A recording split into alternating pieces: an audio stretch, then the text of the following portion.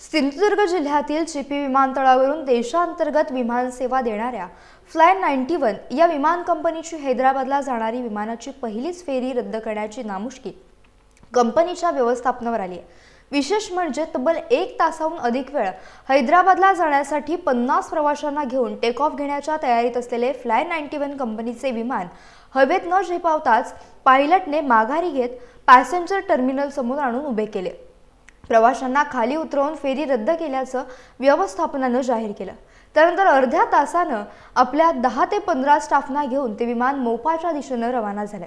हवेच्या वाढत्या दाबामुळे विमान टेक ऑफ घेऊ शकले नसल्याचं कारण व्यवस्थापनाकडून देऊन वेळ मारून नेण्यात आली।